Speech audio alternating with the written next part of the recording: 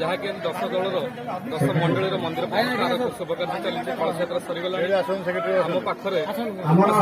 10 मंडल उपसभापति श्रीयुत चंदन महांती विशेष मुझे हजिजी बोली समस्ते कहते अच्छा दयाकोरी आसी नहीं जाता आज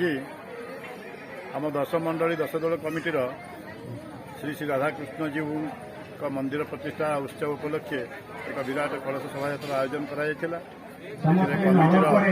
10 खंड गाँव माँ मान एक कलश शोभायात्रा करने सहित तथा आमर समस्त वेद आम माधवपुर वेद शास्त्र संपूर्ण विशेष चालू नहीं जो मैंने केवल बाहर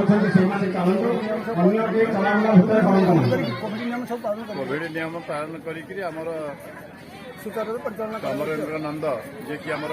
मुख्य पुरोधा से उपस्थित अच्छा सहित पुरीर ब्राह्मण भाई मैंने आम पूजक भाई मैंने आम कमिटीर समस्त सदस्य तथा आखपाख आम 10 खंड गाँव समस्त जनसाधारण को नहीं यही महोत्सव आज पालित होती तेणु उक्त महोत्सव कोविड नियम अनुजाई पालन करा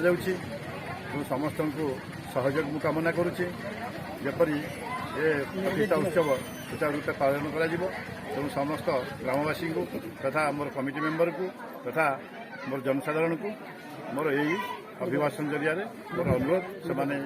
उत्सव पालन अवसर में तार विधि विधान सह कार्य करने निमंते अनुरोध करुच्ची।